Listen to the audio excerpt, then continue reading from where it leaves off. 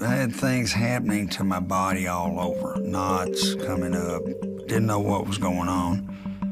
And then finally, they did a biopsy on me and they found out that it was cancer. Jim and Janet Burgett lived an active life tending to their property in Middle Tennessee, until one day they received terrible news. He had stage 4 malignant melanoma. It had metastasized to his brain and his lungs and subcutaneous tissue along his chest wall. I knew there was something going on, but I didn't expect that, and that's pretty good little jolt when you get that. When he first told me that he had melanoma, I just lost it. I knew I would probably lose him quicker because it was going fast and it was all over him. There are a lot of treatments that are unable to penetrate the brain, and it was terrible. It really was a aggressive disease.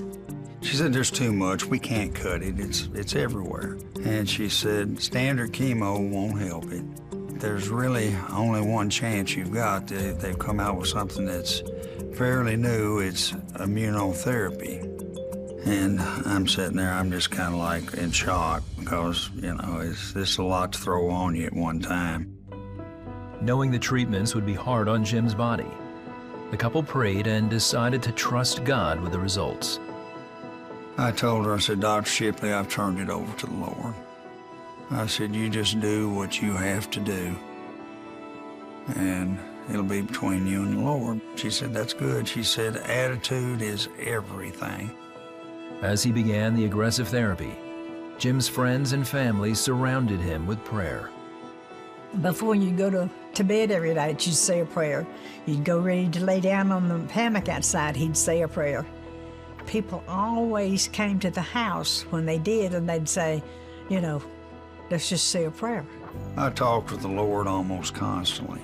I said, Lord, I don't know. I said, I'm not ready to die. I don't want to die, but I'm going to have you to show me what to do, get me through it.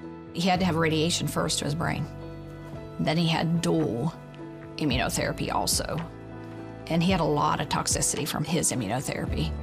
But he stood firm on the Word of God despite being weak and tired and wore out. He wanted to live for his family, but there were days, I believe, he thought he wasn't going to make it. He was really frail. Had lost so much weight and he couldn't walk good. I was about to give up. My common sense was telling me that I wasn't going to make it. I said, please, if you just give me a sign, let me know that you're hearing me. I said, but I'm at the point, I said, your will be done. I said, I don't want to die. But I accept it if it's my time to die. Feeling like there was no hope, Jim was wheelchaired into his monthly scan. And then he got the most unexpected news. And the next day, I got a call from Dr. Shipley.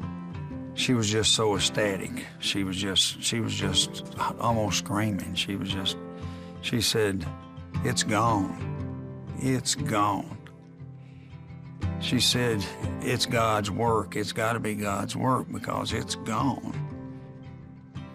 And I wasn't saying anything, and she said, James, she called me James. She said, James, do you not hear me? I said, yes, Dr. Shipley, I hear you. I'm so weak I can't respond, but I hear you. She said, it's a miracle. She said, if I had not had the scans to look at, I wouldn't know that you had the cancer at all. I got up out of that chair and I started walking through that door. Janet said, what is it? What is it? I said, it's good. It's good. I'll tell you in a minute. I'm going in here to pray.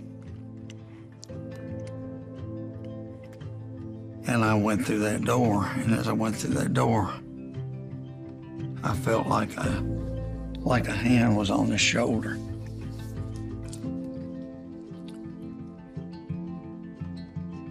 And I heard a voice in my head say, that's your sign.